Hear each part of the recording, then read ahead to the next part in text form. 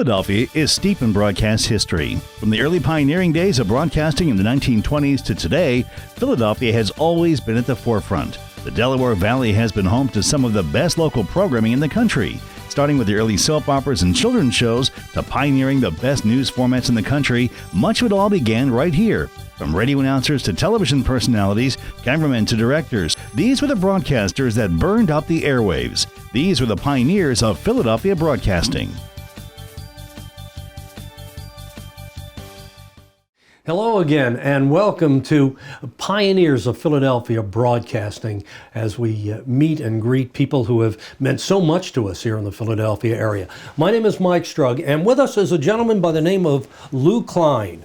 And in an effort to provide full disclosure, let me tell you that not only did I work for him at one time, but he was my college professor at Temple University and is still working at Temple University and probably still advising people and has affected perhaps more people's lives in this industry than we can begin to imagine. And so let's start at the very beginning. We were talking about this earlier. You came out of the University of Pennsylvania, and you ran a puppet. You were a marionette. Well, actually, Mike, while I was still at school at the University of Pennsylvania, I made and operated a puppet. I got $5 a week to take part in a commercial for Buten's Paints. And it was a little Dutch boy. That was the logo for the paint store. And it was a weather show, and it was only on Thursday nights. It was the first weather show in the country. Frank Ford was the weatherman, and that was my first experience. That's the first time that I was ever in a television studio. And you went from there to owning television studios, right. But let's take it slowly. So you come out in 1950, you go to work at WFIL? I started November 15th, 1950 at WFIL, and I was an assistant cameraman. In those days, there was always a camera that was on a dolly. The cameraman sat on a seat, and somebody had to push the dolly around. And my first job was pushing the dolly around. And after a while, I was promoted. I was allowed to operate a camera. That was my next step. And then along the line, producer, director, and program director, and so forth. Well, you gloss over those, but we'll go back slowly over some of them. Okay. For example, Bandstand. Yeah. Produced and directed, originally out at 46th Street, 46th and Market, and you were part of that. I was. Let me back up a little bit. In 1952. A young Dick Clark, just out of Syracuse, came to the station, and Jack Steck and I auditioned him. It was over a weekend, and hired him actually to be a disc jockey on our sister radio station. And that's what Dick did for a number of years. Although in those days, before videotape, commercials were live, the local commercials. And even though he was on the radio station, he was taking a lot of auditions for television commercials and winning most of them. Yeah. Let me point out to the audience that back then it was WFIL, AM, FM, TV, all located in the same place. Yes. All three stations owned by Triangle, Walter Annenberg. Right. So pick it up from there. So. Right. Well, anyhow, I felt close to Dick because we were one of the first of the people that met him when he came in and hired him. And that was 1952. In 1956, he became the host of Bandstand. And Bandstand from 1952 actually was a local bandstand. And in 1957, when the ABC network agreed to put the program on, it became American Bandstand to try to make it more global than just in Philadelphia. And I was the program director of the station at that time, and as such became the executive producer of American Bandstand. You were telling me before, and part of the fun of these interviews is we are no longer employed by these people, so you can tell secrets that that were secrets. Right. How much did ABC pay for Bandstand then? ABC paid $1,500 a week for 5 shows a week. when Bandstand first became a network show, and they never paid us a lot. And actually, I think we were so proud to be producing and airing a network show that had such impact across the country that I don't think there was ever much of a demand of ABC to pay us a lot. Yeah. But it was the teenage show. There's no question about that. Bandstand was more than just a teenage show. First of all, the audience was in large part young adults as well, young housewives who were at home. It was watched by many, obviously teenagers, but it had a big adult audience as well. Bandstand, American Bandstand, was a phenomenon. American Bandstand had an impact on the culture of this country. And I can't think of many shows, if any, where even though other shows are popular and even though other shows had tremendous audiences, this show had an impact on especially teenagers. Their outfits, the clothes they wore, the haircuts, the manner, their style, they dressed up, all of this, forgetting about the dances. But the dancers, the regulars, became stars. Oh, some of them got 15,000 letters a week, the regulars. Wow. The regulars being those who appeared, on the show fairly often. They had, the regulars had fan clubs. The regulars made personal appearances. And those teen magazines, 17, whatever, course. would feature these people. Oh, absolutely. I mean, I am still, this is now 50, 60 years later, I am still asked about some of the regulars and what's happened to them. And they're now grandmothers and grandfathers. When I was working as when I was working as a reporter, I remember occasionally, some reason or other, we would do a story about one of the Bandstand regulars long after Bandstand was no longer on the air. Well, people say what was the success of Bandstand, and I always say that there were, I think, three elements. One was Dick Clark. He was great. He didn't talk down to the kids. He wasn't that much older than some of the kids, but he knew how to handle the kids, and he just did a beautiful job hosting that program. Of course, the music and the guests who appeared on the program, and that was an important part. But the third element of the success of that program were the kids, the regulars, who had such a following that people tuned in to see who was dancing with whom and who had a little spat with who they had been dancing with. And that was an important part of the show. Yeah. Again, going to a sensitive area that we can now address, I suppose. There was the transition from Bob Horn to Dick Clark, and that must have been a very difficult thing from the station's position to try to handle. The first problem that Bob Horn had one evening was he was arrested for drunk driving. And as I said earlier, Dick was doing a disc jockey show that actually was called, I think, Bandstand on the radio station. And of course, we immediately took Bob off the show the next day. He had not been convicted, he had been arrested, and so we weren't sure what was going to happen. If he actually had not been convicted, probably Bob Horn would have continued on Bandstand. But in the meantime, we put Dick on. And Bob Horn had a great following of kids. I mean, he was probably the most popular disc jockey in Philadelphia at that time. And so when we put Dick on, the kids outside picketed the station. And the leader of the pickets was Jerry Blavat. I was about to say, Jerry Blavat was a big Bob Horn fan. Absolutely, and wouldn't appear on the program after Dick for a long time. And Dick went out on the sidewalk where the kids were lined up to come into the studio, and explained that it was not his doing that Bob Horn was not doing the show, and please, support him.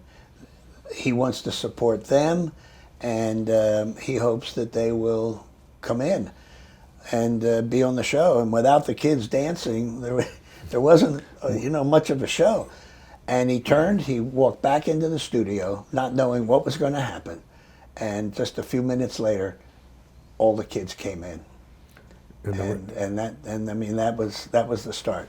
So Dick did the program for about a year locally before ABC put it on the air nationally, and that's, as I said earlier, that's when it became American Bandstand. Yeah.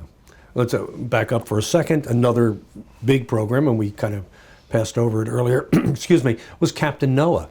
Right. Okay, and we recently spoke with Carter Merbreyer right. About that show, and he credits you with developing that show and giving him the opportunity. How do you see that? How do you remember that? Happened? Basically, I guess the same. Carter was a Lutheran minister, and he was doing a non-profit public service program for the Council of Churches in Philadelphia called Stories Retold. And I think he was bitten by the television bug, and he decided he wanted to be on television. And for a year at least, he was so persistent in pursuing the station and pursuing me. He wanted to do a television show. And he'd come around the station, I'd see him waiting in the lobby. I mean, he was tenacious. And finally I said, look, let's go out and talk about this. This doesn't make a lot of sense. You've got a ministry. And we went down to the Union League. We had a few cocktails. We had some wonderful oysters. We got into a very jolly mood, mm-hmm. and developed the character because it fit from a religious standpoint. I had the connotation of Captain Noah. And he went on the air. He was thrilled, and we were thrilled, and I think he was on for 27 years after that. It kind of worked, didn't it? So it worked. That was a great experience in seeing that program develop, and to see Carter develop into a great television personality. Is there something else, and we can look at Bandstand, and we can look at Captain Noah, and I suppose Sally Star. Are there other things that you think back on and say, wow, that was, and by the way, we'll get to your work with Temple University in a moment, but in terms of television and early television, are there other things that you think back and say, wow, that was a great moment in my career? I enjoyed a great deal working with politicians. And you have to go back to the early times. One of the first programs that I ever directed was when Richardson Dilworth was running for mayor. Uh-huh. And we had, I think, 67 consecutive years of Republican mayors. Sure. And then Joe Clark and Richardson Dilworth, Dick Dilworth came along as Democrats and upset the Republican apple cart and became mayor and controller of the city. And during those campaigns, when they were running for those offices, they did programs live out on like Broad and Chestnut Street. And there'd be a platform and they'd be standing up on there just making their speeches and being heckled by people in the audience. And I mean, it was a tough crowd. And they were covered live. That was... of course. There was no videotape. Yeah. There was nothing like that. And those were some of the first shows that I directed. And I would say that one of the aspects of my career was working with Bill Scranton when he was governor, Ray Schaefer when he was governor, Milton Chapp, Ray Broderick when he was lieutenant governor, mm-hmm. George Leader. That was a great experience, and I had the opportunity, not on a regular basis, but to do programs with Kennedy when he was running for president, Nixon, Gerald Ford. So that was a whole side, I think, of broadcasting that I really enjoyed. And now you're not talking about news coverage there. You were talking about Shows, political programs. Programs, running for office. And I went out, accompanied as part of the contingent from the station to San Francisco when Barry Goldwater was nominated to run for the presidency, and Bill Scranton was trying to win the nomination at that time. I was in Miami with Ray Schaefer when he made the nominating speech, one of the nominating speeches for Richard Nixon. And a memory there was that Walter Annenberg was in Miami for that convention as well, and came around and kind of hung out with the television crew. Got one a of the kick boys. out of it. One of the boys. In fact, there's a little story. Larry Kane was doing the reports from Miami. Right. But Walter Annenberg came around, and it was time for lunch, and we went into the little lunchroom at the hotel where our crew was set up, and the check came at the end of lunch. There were about 6 of us, and I grabbed for the check, and he said, "No, I'll take the check." And I said, "No." He said, "Look, I'm going to pay for this sooner or later." So he enjoyed that, and we enjoyed having him see what we were doing. We'll move back to television in a moment, but Okay. at the same time that you were doing all of this, you were also teaching at Temple University. You were the only television teacher, if I recall, certainly when I was there, and I graduated in '64. And in my senior year, I took your production class. I don't think there was another television course being offered. I think Probably not. Probably radio and, of course, journalism. Yeah. And whatever. Yeah. If the Lone Ranger comes back on radio, Yeah. I am prepared. I learned a lot about radio production. Right. But at that time, we weren't learning anything about TV, except when we got to take your class, which was held at the studios. Right. So my initial fall semester, we were out at 46th and Market, and then Channel 6, WFIL, moved to Monument Road, City Line and Monument, and we moved the class out there for the spring semester. How did you get to be a professor? I'll tell you how that happened. As you say, Temple University had no studios. Temple University really didn't have much to teach in television. And so John Roberts, who was kind of the chairman of this little group. A professor at Temple. At Temple. But he was also the anchor on the weekends at Channel 6. Yes. And so he asked Channel 6 if Temple could use the studios at Channel 6 for the students. And they said, well, yes, they could. And the classes from Temple were kind of sandwiched between programs out there. And they said, but somebody from the station has to watch these students moving lights around and moving the cameras around, and then they had a show to do. They wanted things to at least be in order. And John Roberts came and said to me, would you like to do that? And I said yes, and that was almost 61 years ago. And then a little while later, he came and said, would you like to come up to school and lecture?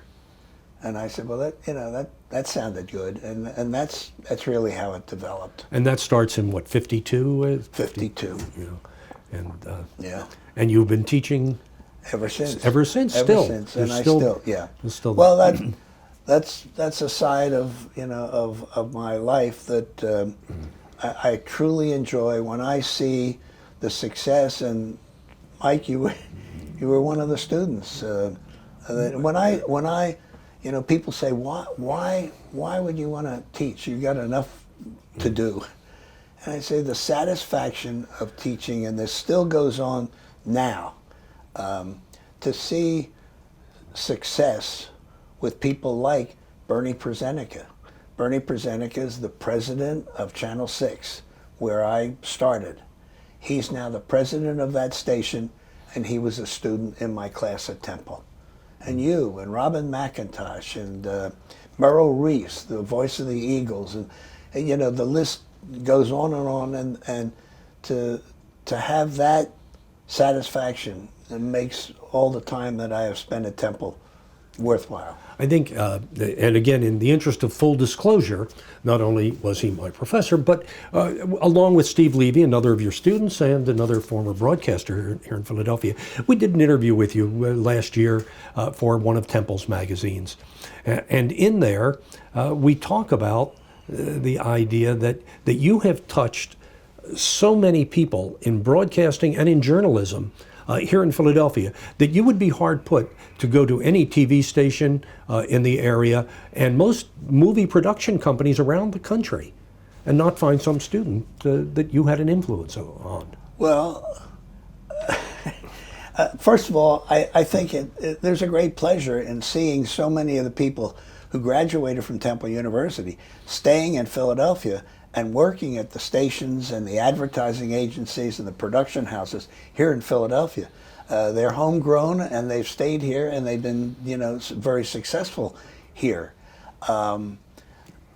Temple has a great reputation. Temple has a wonderful broadcast communication school, journalism school. And it's no wonder that so many people have been successful.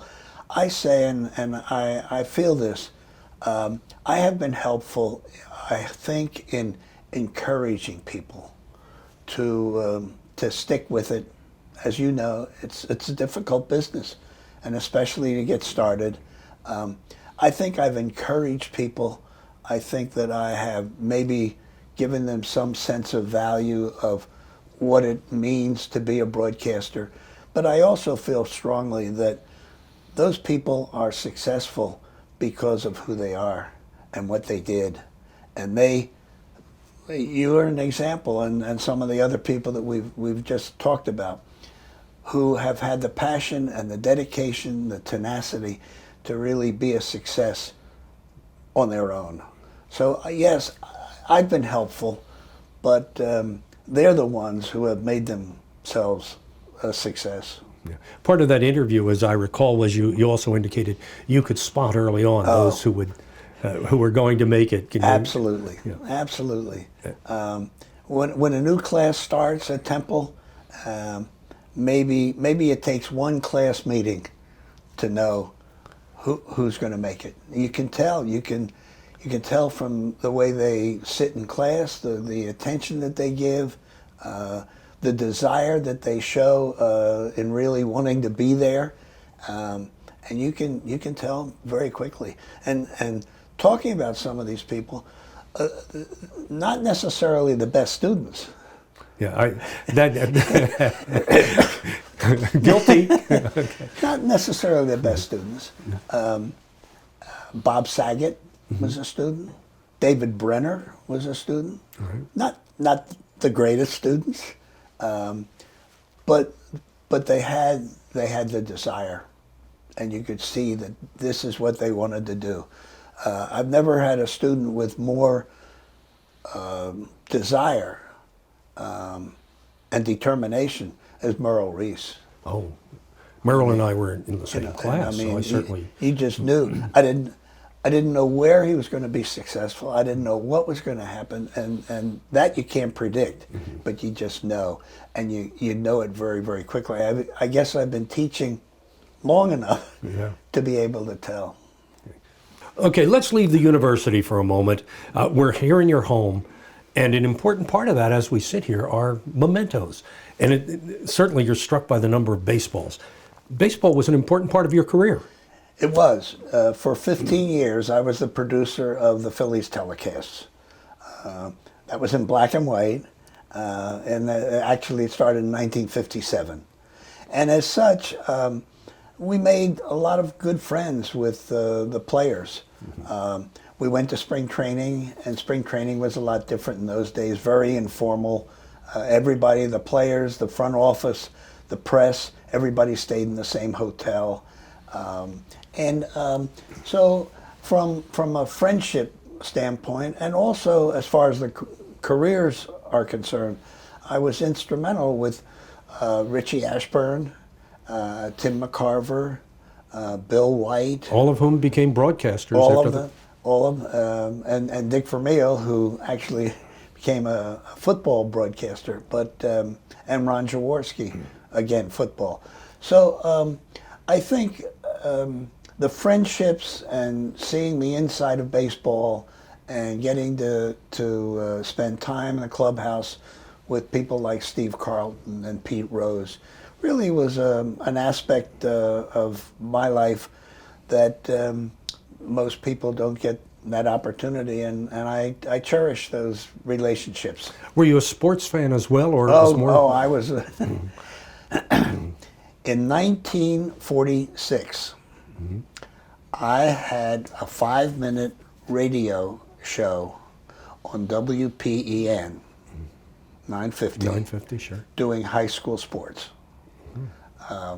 I was between high school and college, and this was on at 5 of 8 in the morning, and I used to get up at 6 in the morning and go from home in town to the station and do a sports show. How did you get that job? How did you know such a job existed? Did you always dream of being in broadcasting? Is that something you thought about as a kid? I knew I was always interested in journalism. You know, I was the usual editor of my high school newspaper and yearbook and stuff like that. Cheltenham High School. Cheltenham High School. I had a job as a copy boy at the Bulletin. The Bulletin's no longer in existence, but for $16 a week, I was a copy boy. And the Bulletin owned WPEN. Oh. And a man at the Bulletin who had a column in the Bulletin for kids, his column was called Heidi Ho. And I guess I talked with him and we became friendly, and he knew I was interested in sports. And he then had a radio show in addition to the newspaper column on WPN called Heidi Ho. And he said, well, you can come do sports. Oh, wow. And that's how that came about. And eventually, of course, I left all of that to start college. Do you think sometimes, had things happened differently, your whole life would have been different? Had you not gone to work at the Bulletin and run into this guy who then put you on radio, you might have become a lawyer? Well, originally I wanted to be a doctor, so yeah. I don't think that ever would have happened. But I heard you had to go to medical school, so I decided that was too much. But I am such a firm believer that our lives, all of our lives, turn on a moment. You make a decision just of the moment, intuitively or whatever, and your whole life changes. And there's no question about that. I mean, it just all along the way. There's a great poem by Robert Frost about two roads that cross, and you choose one of the roads, and you know you're never going back, and you don't go back because one road leads on to another and to another. So there's no question that my life was so dependent on Walter Annenberg deciding to sell his television stations. And you buy. I mean, and with George Kohler, having the opportunity to buy. Never in the world could you dream, starting out as an assistant cameraman, you're going to end up being a co-owner of 4 television stations. Yeah, the story very briefly was Annenberg had to sell because he had been named ambassador. Well, he didn't have to, but he felt that he wanted to. Mm-hmm. And he was selling the Inquirer and the TV Guide and 17 magazine and the broadcast stations. And he felt, because the broadcast stations were regulated by the government and the FCC, that being an ambassador of the government, that he thought it was appropriate to divest themselves. And that's when Cap Cities bought Channel 6. But, things like that just of the moment take place and your life changes. Let me suggest that we are all very fortunate that your life took those changes because you've had such an influence on broadcasting and broadcasters here in the Philadelphia area. There's one other area I want to touch with you, and that is technology. We start by talking about radio, that you started in radio. I was saying when I went to Temple, they weren't even teaching television except for your class. You've seen the changes that have taken place from that little black and white Zenith TV with the round screen, to what we have now, flat screens as big as this room. Right. Talk to us about that technology. Well, of course, we're talking about the miniaturization of cameras and the ability to be mobile and to move around and whatever. But you talk about satellites, you talk about videotape. You talk about all of the changes that have happened in the technology, and I think it's opened the world. You watch something and some event takes place in Russia, and within 3 or 4 hours, you're able to be there and see what's going on. The first time that I ever was involved with a satellite was the installation of one of the cardinals in Philadelphia, his installation in Rome, and we actually used the satellite to show that here in Philadelphia. But technology has changed the industry in a positive way, in many ways, and enabled you to travel the world instantaneously almost. And yet, on the other hand, I think it has taken away from a lot of the local aspect of television. So it's wonderful to have videotape. When I was directing, if you made a mistake, if you punched a button, nobody could say you did it because there was no record of it. Now you make a mistake, everybody sees because it's on tape someplace. But